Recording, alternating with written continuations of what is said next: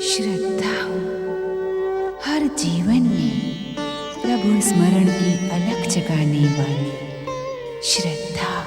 क्रोधित शनिदेव महाप्रलय के लिए विध्वंसक शक्तियों का आह्वान करते हैं, किंतु शुक्राचार्य और राहु की प्रार्थना पर उनका विध्वंसक क्रोध शांत होता है। उधर महाराज उत्तानपाद को पटरानी सुरुचि के कारण ध्रुव से मिलने का विचार त्याग देना पड़ता है। क्रोधित शनिदेव ध्रुव को पराजित करने के लिए राजसभा में उपस्थित सभी के ऊपर कुदृष्टि डालते हैं। कुदृष्टि के कारण उत्तानपाद महामंत्री सुदत्त को उसके पद से वंचित करते हैं। हम इसी क्षण तुम्हें महामंत्री पद से वंचित करते हैं। अब तुम महामंत्री नहीं रहे, दंड के पात्र और अपराधी बन गए हो। सैनिकों, देखते क्या हो, इस विद्रोही को बंदी बनाकर कारागृह में डाल दो। यह अन्याय है महाराज, घोर अन्याय। आप पटरानी सुरुचि को प्रसन्न करने के लिए बड़ी महारानी सुनीति के साथ अन्याय कर रहे हैं। मैं आपके इस अन्याय का विरोध करता हूँ। आपको सुनीति पुत्र ध्रुव को उसका अधिकार देना ही पड़ेगा। कंपिला के राजसभा सदस्यों, बड़ी महारानी सुनीति के पुत्र और कंपिला के युवराज ध्रुव के प्रति इस अन्याय का आप सब विरोध करें। अन्याय के विरुद्ध विद्रोह करें। ये अन्याय नहीं, न्याय है। जिसका त्याग कर दिया गया हो उसका पुत्र कैसे युवराज हो सकता है। सैनिकों, इसे ले जाकर कारागार में डालकर महाराज की आज्ञा का पालन करो। ये अन्याय है, घोर अन्याय। ये अन्याय है। ये अन्याय नहीं, अन्याय है, अन्याय है। महाराज उत्तानपाद, आप महान सम्राट, न्यायवान महाराज मनु के सुपुत्र हैं। आपको ये अन्याय शोभा नहीं देता। तुरंत मुक्त कराएं महामंत्री को। कदापि नहीं, ये परिणाम तुझे भी भोगना पड़ेगा। यदि तूने महाराज के न्याय को चुनौती देने का दुस्साहस किया तो तुझे इससे भी कठोर दंड दिया जाएगा। मेरी माता को अपने अधिकारों से वंचित करने वाली मेरी विमाता सुरुचि माताश्री आप ही है ना? मैं महाराज उत्तानपाद और कंपिला की पटरानी हूँ, तेरी माताश्री नहीं। आपके कहने मात्र से सत्य असत्य नहीं हो जाएगा माताश्री। आप भी मेरी माता हैं। महाराज के गोद में बैठा हुआ आपका पुत्र मेरा छोटा भाई ही है। पिताश्री, क्या आप मेरे पिता नहीं हैं? क्या यह मेरी माता नहीं है? आपके गोद में बैठा हुआ उत्तम मेरा छोटा भाई नहीं है? क्या इस सत्य को आप असत्य कह सकते हैं?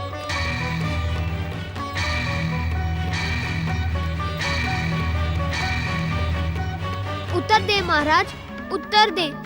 ये प्रश्न आपका पुत्र नहीं, अभी तो सारा संसार पूछ रहा है।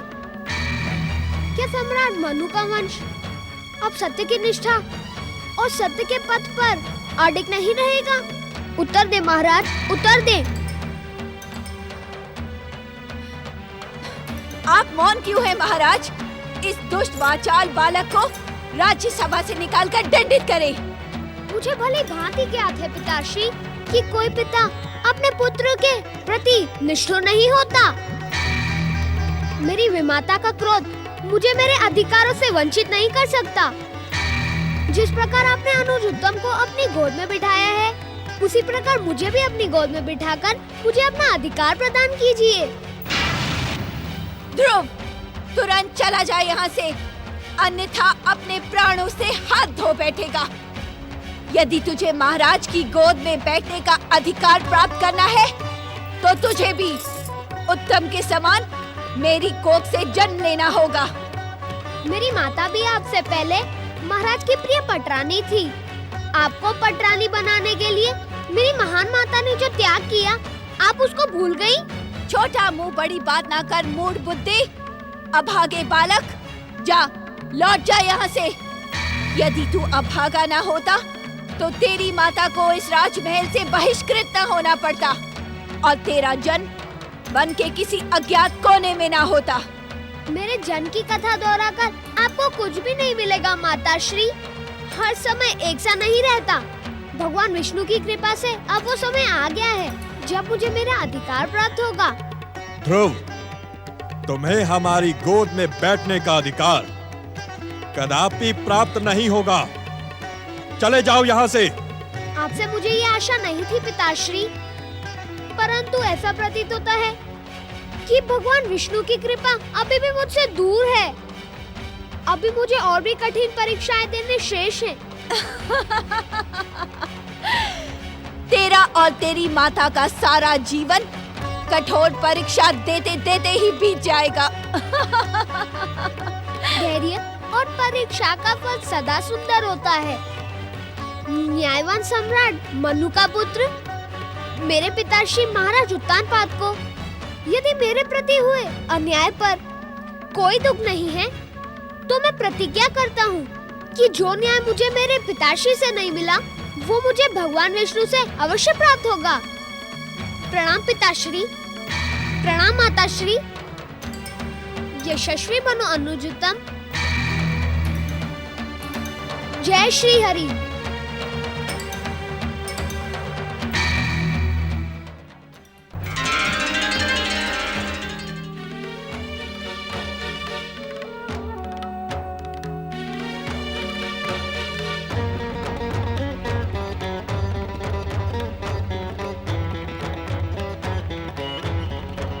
आप सब विचलित ना हो। ध्रुव के लिए यह समय दुर्दशा का नहीं, अपितु जगदीश्वर भगवान श्री विष्णु की परम पावन भक्ति का संदेश लेकर आया है। भगवान श्री विष्णु की ऐसी परीक्षाओं के उपरांत ही बालक ध्रुव सच्चे भक्ति मार्ग को प्रेरित होगा। नारायण नारायण।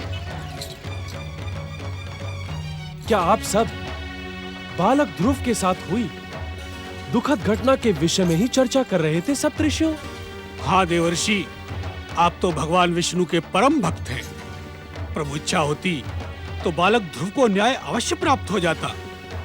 वे क्षण मात्र में उत्तानपाद का हृदय परिवर्तित कर सकते थे, किंतु उन्होंने कोमल बालक ध्रुव को और घोर कष्टों में धकेल दिया। देवर्षि, क्या अब ध्रुव अपनी माता के पास लौटकर जाएगा? नारायण नारायण।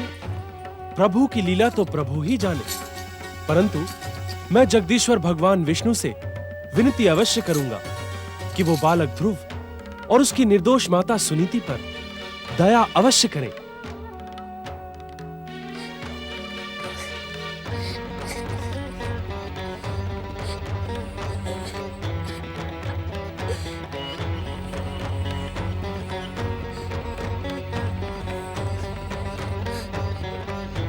नहीं माता नहीं, अब मैं तुम्हें अपना अपमानित मुख नहीं दिखाऊंगा। तुम मेरे अपमान की करुण कथा सुनकर और भी दुखी हो जाओगी। नारायण नारायण। ध्रुव का निर्णय सुन लिया आप सब लोगों ने? देवर्षि, इस भयंकर अपमान से आहत होकर कहीं ध्रुव धैर्य धारण करें और देखें।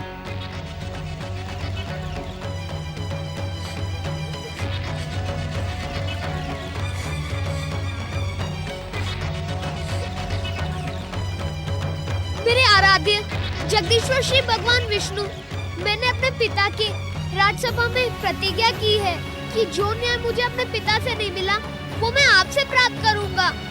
हे जगत के पिता, हे पालनहार, जब मैं आपसे न्याय प्राप्त करूंगा, तभी मैं अपनी माता को अपना मुख दिखाऊंगा।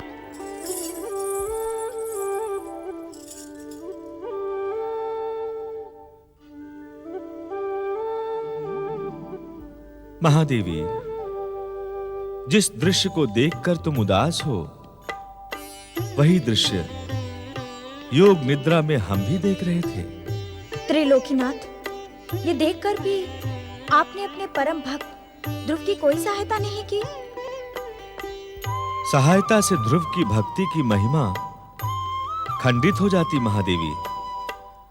ध्रुव का दृढ़ निश्चय उसके मन में उभर ही नहीं पाता, और उसे जिस अंतिम लक्ष्य पर पहुंचना है वो उससे और अधिक दूर हो जाता। किंतु प्रभु, इस समय जो ध्रुव के साथ अन्याय हुआ है उसके उत्तरदायी उत्तानपाद नहीं, सूर्यपुत्र शनिदेव हैं। ये सत्य हमें भली भांति ज्ञात है महादेवी। शनिदेव की कुदृष्टि के प्रभाव के कारण उत्तानपाद ने ध्रुव के साथ घोर अन्याय किया है। ये ज्ञात होने पर भी आप शांत कैसे हैं प्रभु? महादेवी, इस संसार में जो कुछ भी घटता है वो घटनाक्रम के नियमानुसार ही घटता है। राजसभा में प्रकट होकर अपनी कुदृष्टि से सभी को भ्रमित करने वाले शनिदेव को भी हमारी ही प्रेरणा प्राप्त थी। ये आप क्या कह रहे हैं प्रभु? महादेवी, चकित होने की आवश्यकता नहीं है। शनिदेव भी हमारी ही सृष्टि के एक अंग हैं। किंतु आपको ऐसी क्या आवश्यकता पड़ गई कि आपने शनिदेव को भ्रमित करने की प्रेरणा दी? महादेवी, मेरी प्रेरणा से शनिदेव ने अपनी कुदृष्टि से भ्रम का जो कुचक्र चलाया था उसका उद्देश्य ध्रुव की सहायता करना ही था। ध्रुव की सहायता? हाँ महादेवी, शनिदेव की कुदृष्टि से भ्रमित होने के कारण ही अब ध्रुव दृढ़ निश्चय कर सका है। अब उसके जीवन का प्रत्येक क्षण अडिग होकर हमारी पूर्ण भक्ति को समर्पित हो जाएगा, जिससे उसे उसका निर्धारित लक्ष्य प्राप्त होगा। नारायण नारायण।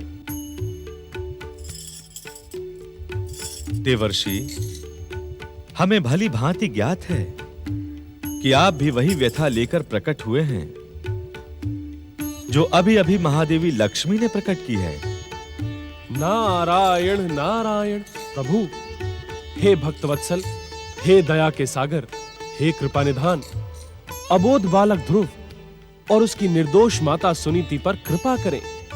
देवर्षि, जब तब व्रत का मार्ग ऐसी ही व्यथाओं और वेदनाओं से होकर जाता है, किंतु पूर्णतः के पश्चात जब तब व्रत के मार्ग पर चलने वाले साधक को जो परम सुख और चरम शांति प्राप्त होती है उसका उल्लेख किसी के लिए भी शब्दों में व्यक्त करना असंभव है। प्रभु, मैं मानता हूं कि ध्रुव एक असाधारण दृढ़ निश्चयी बालक है, किंतु वो है तो बालक ही। शनिदेव द्वारा विस्तारित होने वाले भ्रम और निर्दयी व्यवहार के कारण वो भटक भी तो सकता है। देवर्षि, आप भागवत भक्ति के प्रचारक और भक्त शिरोमणि हैं। इस कारण ध्रुव को भ्रमित होने से बचाने का उत्तरदायित्व हम आपको सौंपते हैं। नारायण नारायण। प्रभु, आपका निर्देश और कृपा पाकर इस दिन ही नारद का जीवन धन्य हो गया। नारद को उसकी भक्ति की सौगंध प्रभु, वो ध्रुव को भ्रमित कदापि नहीं होने देगा। नारायण नारायण।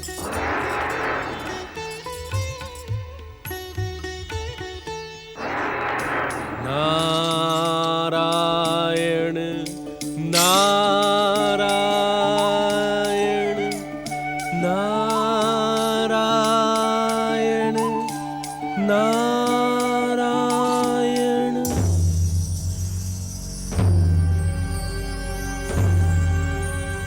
नारायण नारायण। बालक ध्रुव, मैं तुम्हारी किस प्रकार सहायता करूं?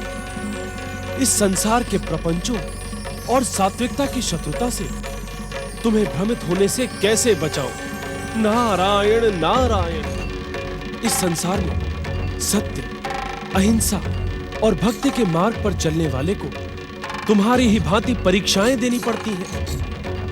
बिना सत्य का अनुभव किए यह संसार सत्य पर विश्वास ही नहीं करता ध्रुव, अपितु सत्यव्रति के मार्ग में कांटे बिछाता है। नारायण नारायण। किंतु मुझे जगदीश्वर भगवान विष्णु के आदेश का पालन करना ही होगा। तुम जैसे परम भागवत भक्त की सहायता करना नारद का सौभाग्य है। नारद, ध्रुव की सहायता करने से तुम्हारा सौभाग्य सिद्ध होगा अथवा दुर्भाग्य, इसका निर्णय तो समय करेगा नारद। किंतु अपने प्रभु के आदेश का पालन करने से पूर्व मेरा एक आदेश प्राप्त कर लो। नारद, ध्रुव को कष्टों से बचाने के लिए मैं तुम्हारे किसी भी प्रयास को सफल नहीं होने दूंगा। नारद, क्या देवर्षि नारद में इतनी विशिष्टता नहीं बची कि वो शनिदेव की बात का उत्तर दे? नारायण नारायण, आप जैसे अशिष्ट, अहंकारी और श्री विष्णुद्रोही से शिष्टता दिखाना संभव भी कैसे है शनिदेव? नारद, सत्य को सुनकर उत्तेजित न हो। आपने तो स्वयं ही कह दिया कि आप मेरे किसी भी प्रयास को सफल न होने देंगे। नारायण नारायण, तो उस स्थिति में मेरे कहने के लिए बचता ही क्या है? तो कहने के लिए आज कुछ बचा है और ना ही भविष्य में कुछ बचेगा। इस संसार की विध्वंसक, विनाशक, भयानक और मारक को दृष्टि के स्वामी शनिदेव किसी भी विष्णु भक्त को कुछ कहने के योग्य ही नहीं रहने देंगे। शनिदेव, जय और पराजय जीवन के दो महत्वपूर्ण किनारे हैं। जैसे मनुष्य में उत्साह और महत्वाकांक्षा बढ़ती है, किंतु पराजय से सत्य की शिक्षा और भविष्य में जय पाने की भावना विकसित होती है। नारद, तुम किसकी जय पराजय की बात कर रहे हो? नारायण नारायण। शनिदेव, यहाँ पर हमारे और आपके अतिरिक्त और कोई भी नहीं है। मैं आप ही की बात कर रहा हूँ। अर्थात? नारायण नारायण। शनिदेव, जिन विध्वंसक, विनाशक, भयानक और मारक शक्तियों का भय आप संसार को दिखाते हैं, उनका प्रदर्शन मैंने जगदीश्वर भगवान विष्णु के अमोघ के सम्मुख देख लिया। उस पराजय से शिक्षा लें और भविष्य में सत्य के पथ पर चलकर बिना किसी को पीड़ित किए विजय की भावना विकसित करें। आपका कल्याण होगा। नारद, मुझे चुनौती देने का दुस्साहस ना करो नारद, ना। नारायण नारायण। शनिदेव, ये दीनहीन नारद हाथों में वीणा और खड़ताल बजाने वाला भला किसी को क्या चुनौती दे सकता है? अब आप मेरे सत्परामर्श को यदि चुनौती मान लें तो मैं आपकी क्या सहायता कर सकता हूं? नारद, भाग्य विधाता शनिदेव को अपने किसी भी अभियान में किसी की सहायता की आवश्यकता नहीं है। तुम इसी प्रकार दीनहीन बने रहो नारद, दीनहीन। हम तुम पर अवश्य कृपा करेंगे, किंतु ये ध्रुव हमारे को दृष्टि के प्रहार से सुरक्षित नहीं बचेगा, कदापि नहीं। नारायण नारायण। शनिदेव, आप अपना प्रयास करें और मैं अपने स्वामी जगदीश्वर भगवान विष्णु के आदेश का पालन करते हुए अपना प्रयास करता हूं। और प्रभु कृपा से मुझे पूर्ण विश्वास है कि मैं ध्रुव का उचित मार्गदर्शन करूंगा। तू क्या मार्गदर्शन करेगा नारद? तू क्या करेगा? क्या तूने ध्रुव के मार्ग पर हमारे कुदृष्टि का प्रभाव नहीं देखा नारद?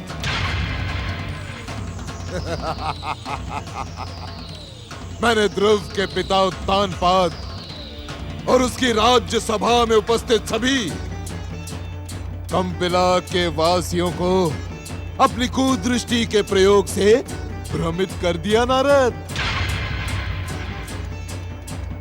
मेरी कुदृष्टि के ही कारण ध्रुव को कंपिला में अपमान और तिरस्कार के अतिरिक्त और कुछ नहीं मिला। देखें नारद जी, देखें वहां किस प्रकार ध्रुव वनों में ठोकरे खाते हुए अज्ञात दिशा की ओर बढ़ रहा है। देखें नारद जी।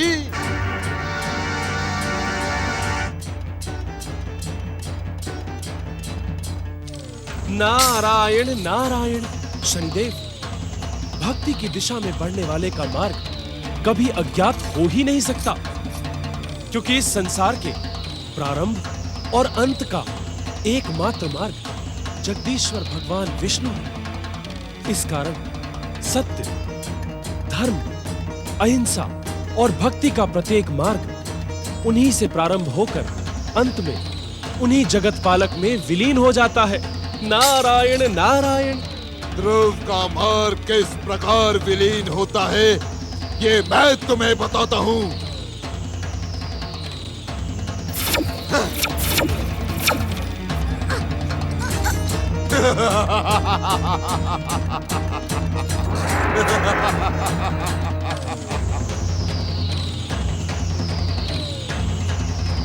नारद, तुम मेरा पान करने का अवसर कभी नहीं छोड़ते। अमोघ के प्रहार से आहत मेरा ये चरण तुम्हारी और मेरी शत्रुता का भयंकर प्रतीक है। आज भी तुमने मेरा भयंकर अपमान किया। इसका परिणाम इस ध्रुव और उस विष्णु को भुगतना ही होगा। नारद, सुना तुमने, सुना तुमने, सुना तुमने।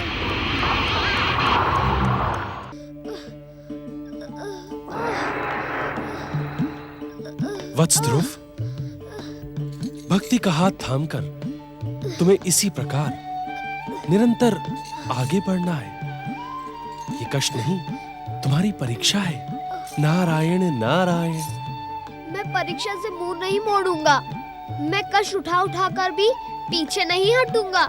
मैं आगे ही बढ़ता रहूंगा। याद है क्यों? क्यों वत्स? क्योंकि जन्म लेने के साथ ही मुझे विष्णु भक्ति के संस्कार प्राप्त हुए हैं। मेरी माता ने विष्णु भक्ति का जो बीज मेरे मन में बोया है, वो मुझे दुखी और निराश नहीं होने देता। तुम धन्य हो वत्स, तुम्हारी माता धन्य है और धन्य है तुम दोनों की अनुपम भक्ति। आप कौन है तात? मेरा नाम और मेरी माता का परिचय भी है आपको? वत्स, मैं तुम्हारे ही समान जगदीश्वर भगवान विष्णु का एक भक्त हूँ, और ये समझ लो, उन्होंने मुझे तुम्हारे पास तुम्हारी सहायता के लिए भेजा है। इस प्रकार आश्चर्य से क्या देख रहे हो ध्रुव? क्या तुम्हें मेरी बात पर विश्वास नहीं? जिसने ठोकर खाने के पश्चात मुझे सहारा दिया हो, भला उस पर मैं विश्वास क्यों नहीं करूंगा? तो तुम्हें आश्चर्य किस बात का है? अपनी बात निसंकोच कहो वत्स। मेरे आराध्य भगवान विष्णु ने आपको मेरी सहायता के लिए भेज दिया। क्या वे स्वयं नहीं आ सकते थे? मैं तो उन्हें एक पल के लिए भी नहीं भूलता। मेरी माता निरंतर उन्हीं का नाम जपती रहती है। वे तो भक्त वत्सल है तात। फिर उन्होंने मुझे स्वयं दर्शन देना उचित क्यों नहीं समझा?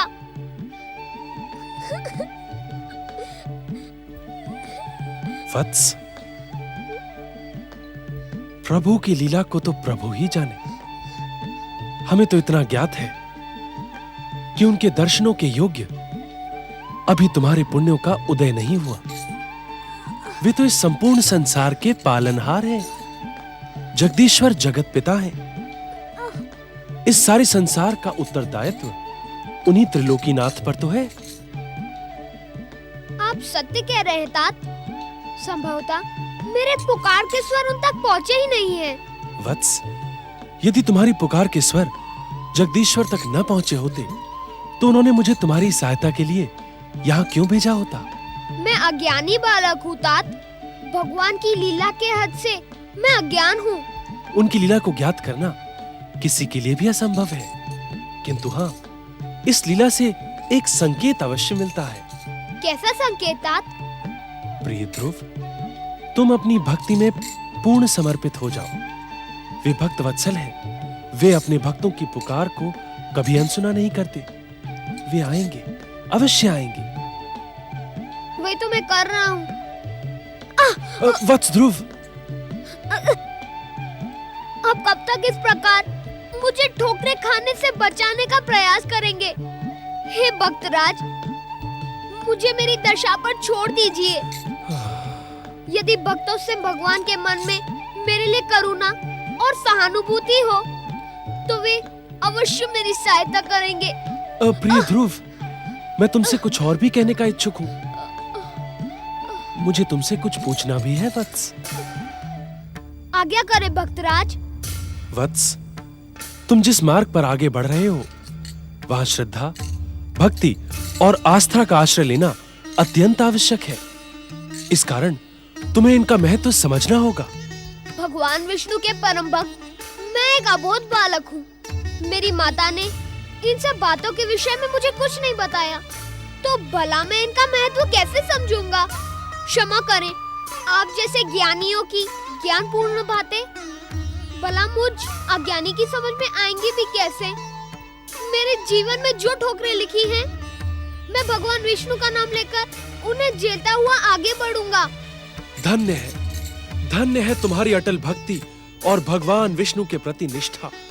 धन्य है। किंतु हे ध्रुव, तुम्हारा साथ छोड़ने से पहले मैं तुम्हें श्रद्धा, भक्ति, आस्था और जप, तप, व्रत का महत्व अवश्य समझाऊंगा, क्योंकि उनके महत्व को समझे बिना तुम इसी प्रकार बिना लक्ष्य के भटकते रहोगे और यूं ही कष्ट सहते रहोगे। वत्स ध्रुव, यदि मैं तुम्हारा मार्गदर्शन न कर सका और तुम इसी प्रकार भटकते रहे तो मेरा यहाँ आना व्यर्थ हो जाएगा। तात, क्या मैं आपसे एक प्रश्न पूछने की धृष्टता कर सकता हूँ? अवश्य, अवश्य वत्स। प्रभु के दर्शन और कृपा पाने के लिए आपने भी इसी प्रकार ठोकरें खाई थी? क्या आपने भी मेरे समान कष्ट उठाए थे? क्या आपकी माता मेरी माता के समान दुखों के पहाड़ ढो ढो कर थक चुकी थी? ऐसा प्रतीत होता है कि आपके साथ ऐसा कुछ भी नहीं हुआ। आपको भगवान विष्णु की कृपा बिना कष्ट के ही मिल गई। यदि मैंने तुम्हारे प्रश्न का उत्तर न दिया तो तुम्हारा बाल मन दुखी होगा। सुनो वत्स, प्रभु की कृपा पाने के लिए मैंने अपार कष्ट सहे। 3 बार मुझे जन्म धारण करने पड़े और हर जन्म में मैं प्रभु के दर्शन के लिए भटकता रहा, और एक बार उनके दर्शन से मन तृप्त न हो जाए, इस कारण मैं एक ऐसी कथा का सूत्रधार बना जिसमें स्वयं मेरे भाई ने मुझे भटकते रहने का शाप दिया। आप कौन है तात? एक नारायण भक्त। क्या ये मेरा परिचय पर्याप्त नहीं है? अपने भाई के श्राप के कारण मैं सदा सर्वदा भटकता रहता हूँ। प्रभु के दर्शन करने के पश्चात पुनः दर्शन की इच्छा मन में लिए मेरा भटकाव समाप्त नहीं होता। हर दर्शन के पश्चात फिर दर्शन की अभिलाषा मन में जागृत हो जाती है। धन्य है, धन्य है। आपके दर्शन पाकर मेरा जीवन धन्य हो गया। वत्स ध्रुव, तुम्हारे कष्टों पर मुझे ही नहीं, माता लक्ष्मी और जगदीश्वर भगवान विष्णु को भी सहानुभूति है। किंतु इन कष्टों पर दुख प्रकट न करो। अर्थात अपने मन को प्रसन्न रखो वत्स। श्रद्धा, भक्ति, आस्था को साथ लेकर चलोगे तो तुम्हारे ये कष्ट नहीं रह जाएंगे। कठिन से कठिन मार्ग तुम सरलता से पार कर जाओगे। कष्टों की भीषण धधकती हुई ज्वालाएं तुम्हें चंदन के समान शीतल लगेंगी। प्रभु के दर्शन तुम्हारे लिए सहज हो जाएंगे। तुम्हारी हर परीक्षा समाप्त हो जाएगी। प्रभु की कृपा से मैं इस बात से भली भांति परिचित हूं।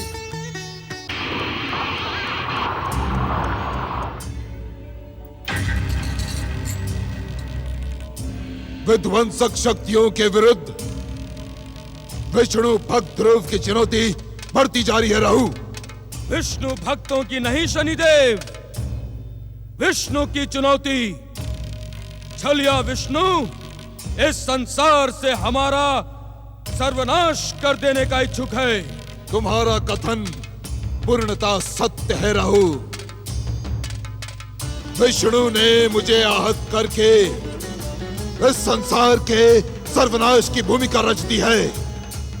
यदि उस दिन तुमने और दैत्य गुरु शुक्राचार्य ने मुझे मना न किया होता तो विध्वंसक शक्तियों की तांडव लीला से जगत पालक विष्णु के इस जगत में महाप्रलय हो जाती। महाप्रलय राहु। भाग्य विधाता शनिदेव, जगत पालक विष्णु के जगत में विनाशक शक्तियों की महाप्रलय अनिवार्य है। हम विष्णु के दुस्साहस को कदापि क्षमा नहीं करेंगे। दैत्य सेनापति राहु, इस समय विनाशक शक्तियों के प्रतिशोध का प्रमुख केंद्र ये हठी बालक ध्रुव है। ये देखो राहु, किस प्रकार हमारा शत्रु नारद इसे धर्म और भक्ति का पाठ पढ़ा रहा है। देखो। आश्चर्य है भाग्य विधाता शनिदेव कि आपके भयंकर प्रहारों की बार बार ठोकरें खाकर भी ये दुष्ट हठी बालक ध्रुव विष्णु की भक्ति में भ्रमित है। मैं इस समय इस दुष्ट हठी बालक को भयानक दंड देने की योजना पर ही विचार कर रहा हूँ राहु। आपने सत्य कहा भाग्य विधाता। इस दुष्ट विष्णु भक्त को हम दंडित ही कर सकते हैं, क्योंकि किसी विष्णु भक्त के प्राण हरण तो कर ही नहीं सकते, कारण कि विष्णु का चक्र सुदर्शन सदा उनके भक्तों की रक्षा करता है। विष्णु के संसार में विध्वंसक शक्तियों के महाप्रलय को प्रस्तुत करने के लिए हमें सर्वप्रथम विष्णु के चक्र सुदर्शन और आमोग को ध्वस्त करने के लिए विस्फोटक एकत्र करना होगा। राहु, इस समय अट्टहास का कारण क्या है? शनिदेव, क्या आपकी कुदृष्टि मधुवन में बैठे उस मधु राक्षस पर नहीं गई, जो मधुवन के मीठे वातावरण में रहकर अपनी भयानकता और राक्षसत्व भूल गया है? मधुवन का मधु राक्षस? हाँ भाग्य विधाता, मधुवन का मधु राक्षस। मधुवन में उसका एक क्षत्र साम्राज्य है। कोई भी देवता, दानव, नाग, किन्नर उसके वन में प्रवेश करने का दुस्साहस नहीं कर सकता। विष्णु के चक्र सुदर्शन और अमोघ को ध्वस्त कर देने की शक्ति रखने वाला मधु विध्वंसक शक्तियों का अमोघ प्रमाणित हो सकता है, परंतु क्या राहु? मधु को ज्ञात ही नहीं कि उसमें कैसी विनाशक, भयानक, विध्वंसक और विस्फोटक शक्ति छुपी हुई है। इसकी सूचना विध्वंसक शक्तियों के अधिष्ठाता शनिदेव को पहले क्यों नहीं दी गई राहु? राहु उचित समय पर उचित कार्य करने के लिए प्रसिद्ध है। विध्वंसक शक्तियों का अधिष्ठाता शनिदेव इस समय नारद उस दुष्ट हठी बालक ध्रुव को लेकर मधुवन के समीप है। ये समय मधु को जगाने के लिए उचित है। हाँ राहु, हाँ, मधु को जगाना होगा, उसे जगाना होगा, उसे बताना होगा कि विष्णु का एक भक्त नहीं शनिदेव, 2 भक्त उसके मधुवन में प्रवेश करने का दुस्साहस कर रहे हैं। मुझे पूर्ण विश्वास है राहु कि मधु की राक्षसी शक्तियां नारद और ध्रुव को भयानक कष्ट पहुंचाकर हमारे मन को शांति पहुंचाएंगी। हाँ राहु। भाग्य विधाता शनिदेव, मधु की राक्षसी शक्तियां ध्रुव को विष्णु भक्ति के योग्य रहने ही नहीं देंगी।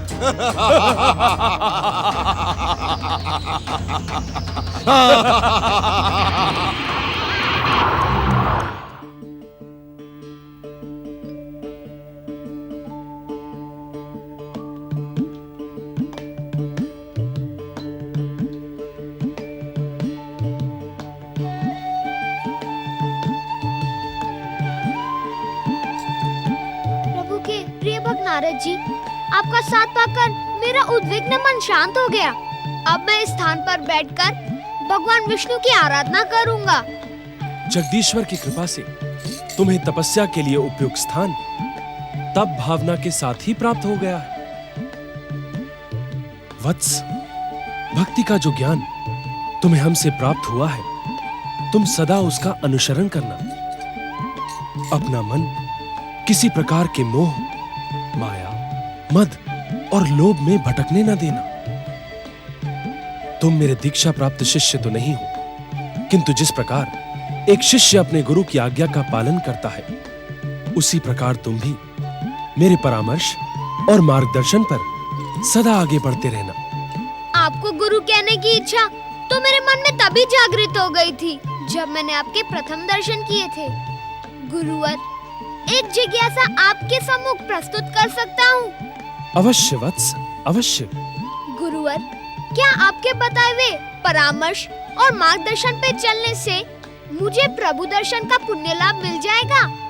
वत्स, तुम्हारा मन भ्रमित हो रहा है। मैं कुछ समझा नहीं गुरुवर। वत्स, अपना मन प्रभु दर्शन के मोह से भ्रमित न करो। अर्थात अपना मन प्रभु मोह में लगाओ। इन दोनों में अंतर क्या है गुरुवर? अंतर है वत्स, प्रभु के दर्शन कर उनसे अपनी इच्छा पूर्ण कराना कामना है, जबकि निष्काम भाव से प्रभु की आराधना करना प्रभु के चरणों में स्वयं का समर्पण है।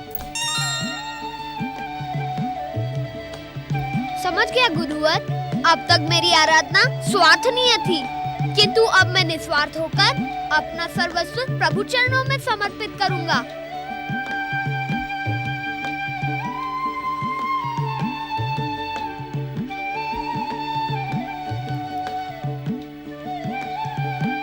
तुम्हारा कल्याण होगा वत्स, प्रभु तुम पर अवश्य प्रसन्न होंगे।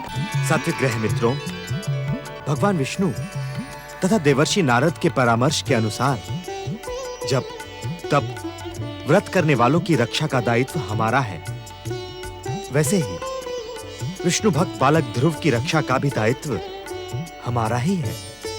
देवगुरु, इस मधुवन में मधु राक्षस का निवास है।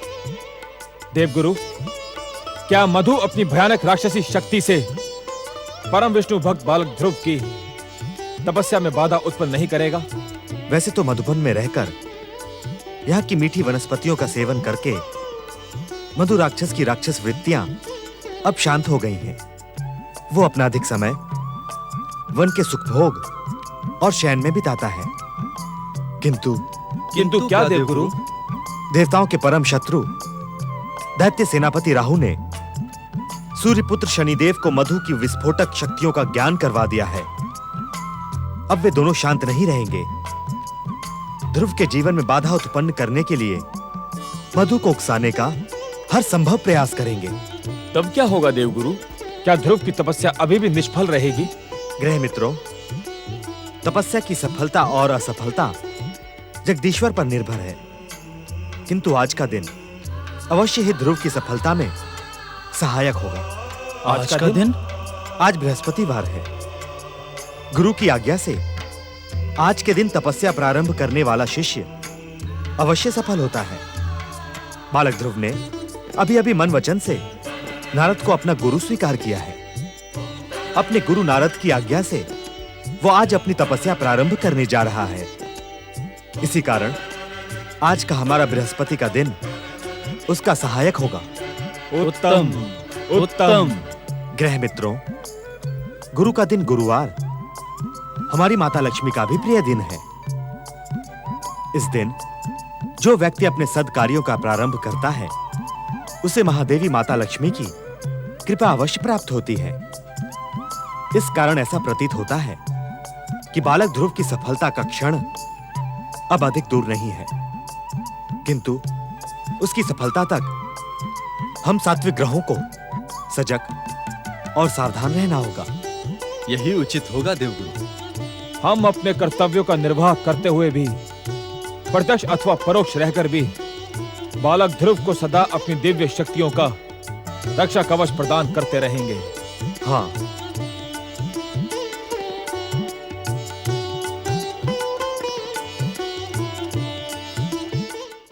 वत्स ध्रुव,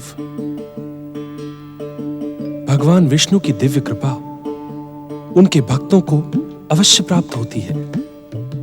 दृढ़ निश्चय, श्रद्धा और अडिग आस्था मन में प्रभु भक्ति को जन्म देती है और उसी में से प्रभु कृपा की अमृत धारा बह निकलती है। वत्स, जैसे जैसे तुम्हारा शरीर आराधना के कष्टों का अभ्यस्त होता जाएगा, कष्ट चिंतन मनन और आनंद में परिवर्तित हो जाएंगे। तुम्हारे मन में प्रभु के स्वरूप की जो कल्पना है वो सत्य आकार ले लेगी और उसी सत्य आकार में तुम्हें श्री सत्यनारायण के परम पावन दर्शन सुलभ होंगे। वत्स ध्रुव, अब मैं तुम्हें प्रभु को शीघ्र प्रसन्न करने वाला परम पावन मंत्र बताता हूं। ध्यान से सुनो।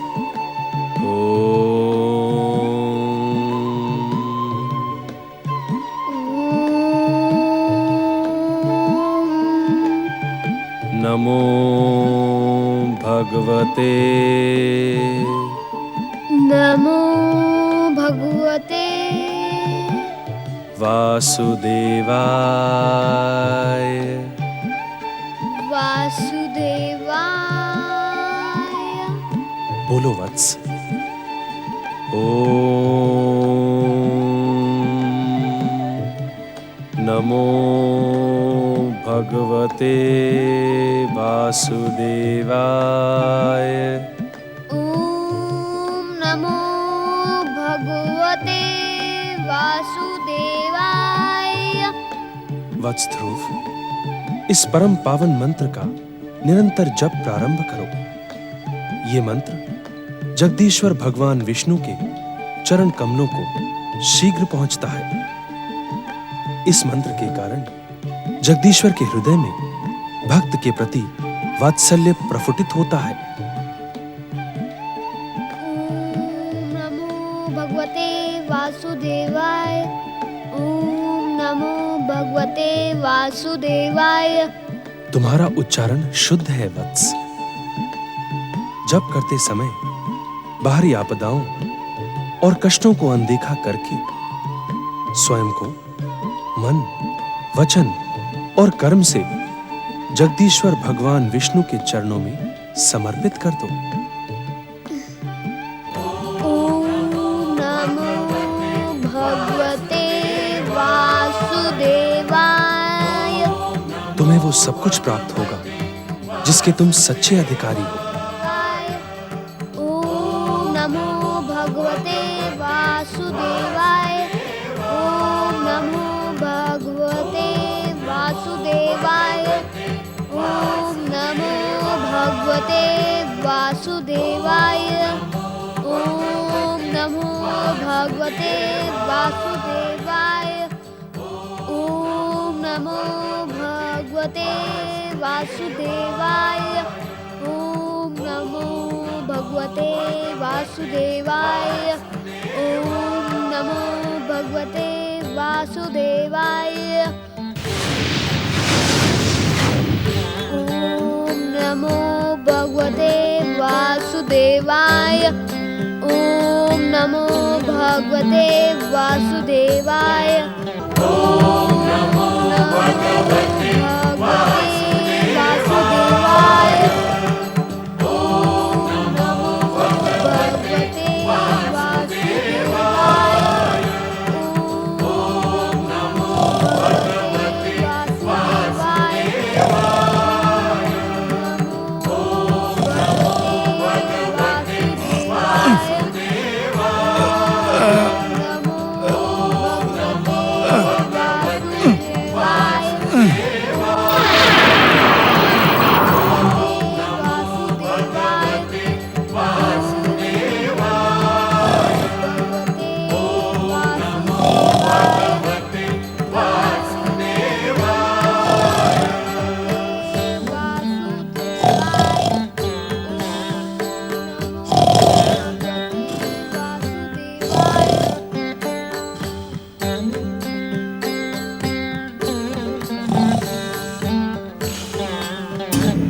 परमवीर राक्षस मधु, उठो।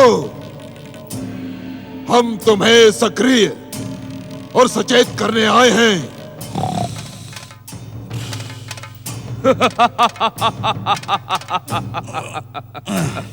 मधु, अपने राक्षसी कर्तव्यों को पहचानो। इस प्रकार निद्रा मग्न रहकर राक्षस जाति को लज्जित न करो। तुमने इस मधुवन में अकेले रहकर अनेक सुखों का भोग कर लिया। जागो मधु, जागो।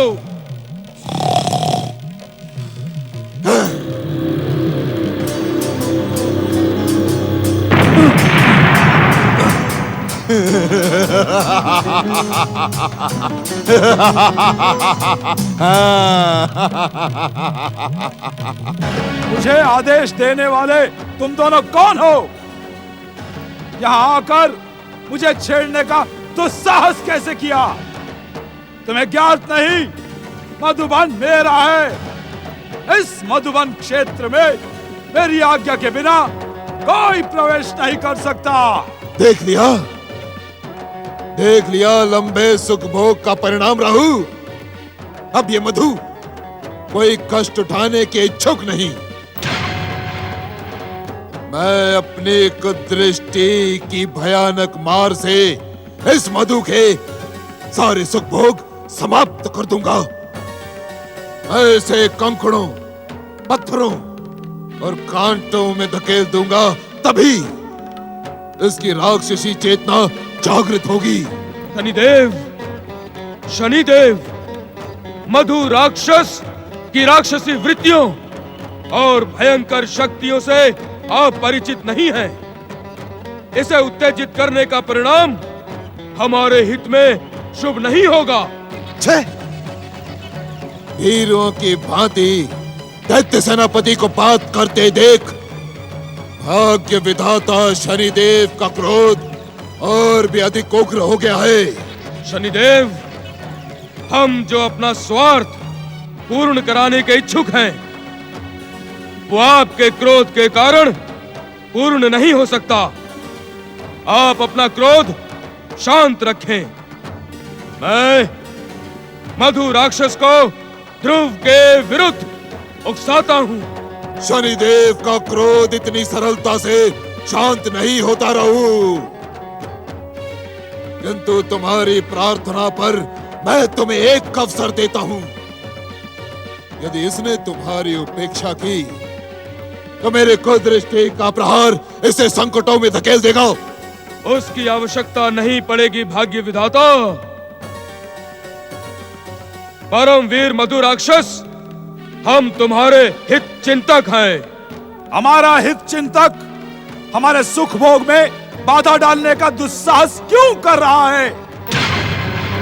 क्यों हमारी आज्ञा का उल्लंघन कर इस मधुबन क्षेत्र में प्रवेश किया?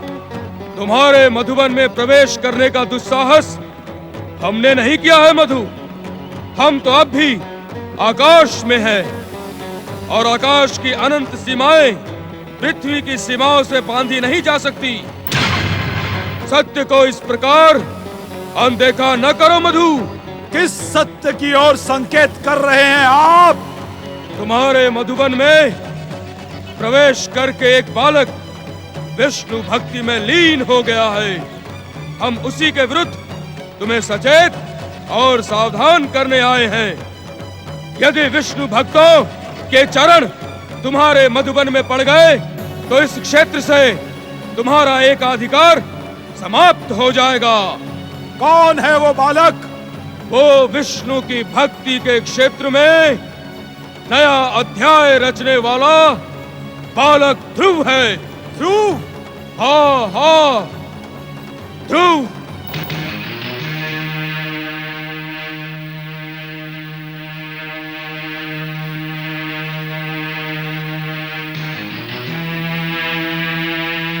ये छिन्न मस्तक, क्या तुम मुझ जागते हुए मधु को निद्रामग्न समझकर अपना स्वार्थ सिद्ध कर रहे हो? मुझे तो मधुबन क्षेत्र में वो बालक कहीं दिखाई नहीं पड़ता। चले जाओ यहां से। यदि तुम दोनों ने मेरे सुख भोग में बाधा डालने का दुस्साहस किया तो मैं तुम दोनों को दंडित करूंगा। फल फूल समझकर तुम दोनों को अपना निवाला बनाकर खा जाऊंगा। देख लिया अपने प्रयास का परिणाम राहु। ये दुष्ट बातों से मानने वाला नहीं। इसको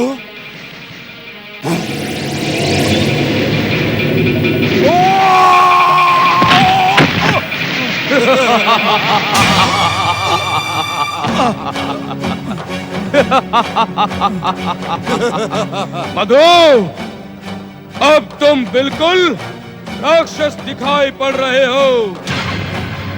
तुम्हारा ये भयंकर क्रोधी रूप देखकर मैं प्रसन्न हो गया।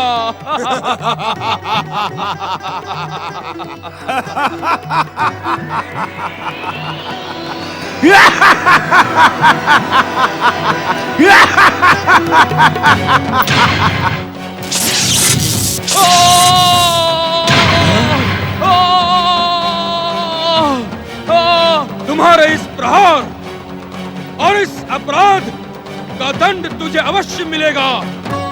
भाग्य विधाता शनिदेव, इस दुष्ट को दंड दे। यदि मुझ पर किसी ने भी प्रहार किया तो वो मेरे प्रहार से बच नहीं पाएगा।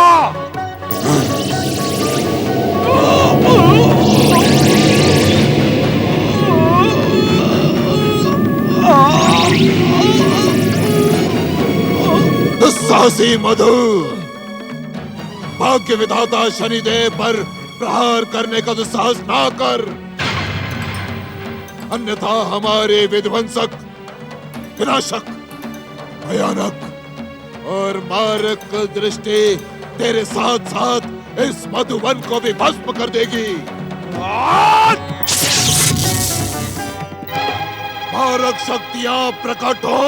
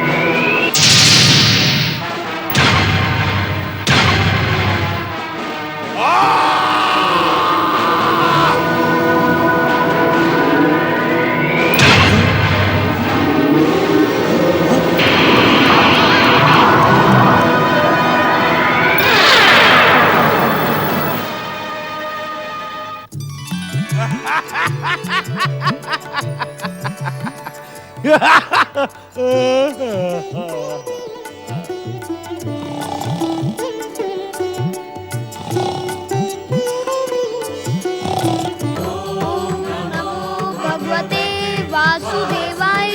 ओम नमो भगवते वासुदेवाय। ओम नमो भगवते वासुदेवाय। ओम नमो भगवते वासुदेवाय।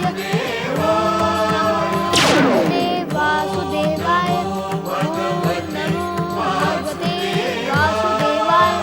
जब तब व्रत में आस्था रखने वाले गृह मित्रों, मधु राक्षस के सम्मुख असफल हो जाने के कारण सूर्यपुत्र शनिदेव और दैत्य सेनापति राहु परम विष्णु भक्त ध्रुव की तपस्या के विरुद्ध अधिक उग्र हो जाएंगे। ऐसी स्थिति में हमारा क्या करना उचित होगा गुरुदेव?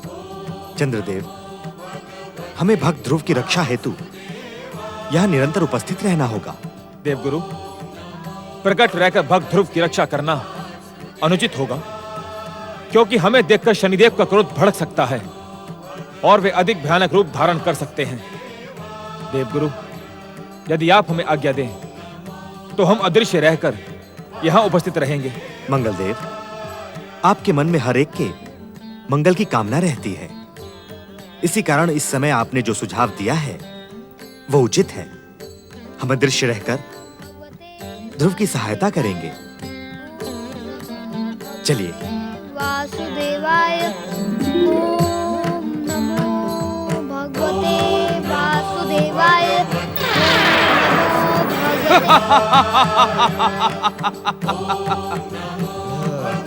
नमो भगवते वासुदेवाय ओम नमो भगवते वासुदेवाय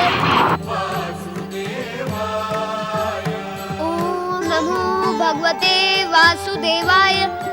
प्रभु, मधु राक्षस का राक्षस तत्व हम पर टूट पड़ा।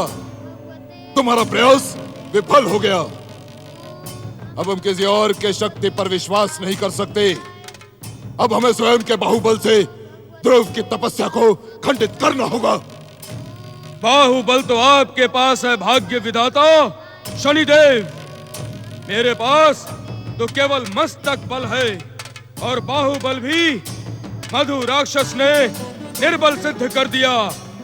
क्षमा करे भाग्य विधाता शनिदेव, मैं निराश हो गया हूँ।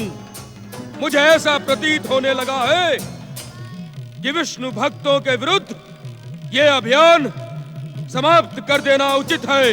ये तुम क्या कह रहे हो राहु? क्या दैत्यों का सेनापति देवताओं के सम्मुख अपनी पराजय स्वीकार नहीं कर रहा? देवता छलिया है राहु। यदि उन्हें तुम्हारे निराश होने का ज्ञान हो गया तो वे पृथ्वी और पाताल के राक्षसों का सर्वनाश कर देंगे। दैत्य, असुर और राक्षस जातियों के पराक्रम कीर्ति गाथा के पन्नों में बंद कर रह जाएंगे राहु, बंद कर रह जाएंगे। तो मैं क्या करूं भाग्य विधाता? मेरे कुछ समझ में नहीं आ रहा। सूर्य और चंद्रमा जैसे तेजस्वी ग्रहों को ग्रसने वाला ये परम वीर दैत्य सेनापति राहु आज एक साधारण से राक्षस मधु के प्रहार से आहत हो गया। मेरे इस अपमान के कारण मेरा मन निराश हो गया है शनिदेव। राहु, तुम तो सदा ही मेरे मन में प्रतिशोध की ज्वाला जलाते रहे हो। यदि आज तुम ही निराश हो गए तो दैत्य, असुर और राक्षस जातियों का भविष्य संकट में पड़ जाएगा राहु, संकट में पड़ जाएगा। मेरी विध्वंसक शक्तियों के सम्मुख वो साधारण राक्षस मधु जीवित कैसे बच गया? मुझे पूर्ण विश्वास है राहु कि किसी गुप्त शक्ति ने मधु की सहायता की है। आपका विश्वास अन्यथा नहीं हो सकता शनिदेव। आपकी उत्साहजनक बातें सुनकर मेरी निराशा छट गई है। अब हम इस दुष्ट विष्णु भक्त ध्रुव को अपनी कुदृष्टि से भस्म कर देंगे। नमो प्रहार!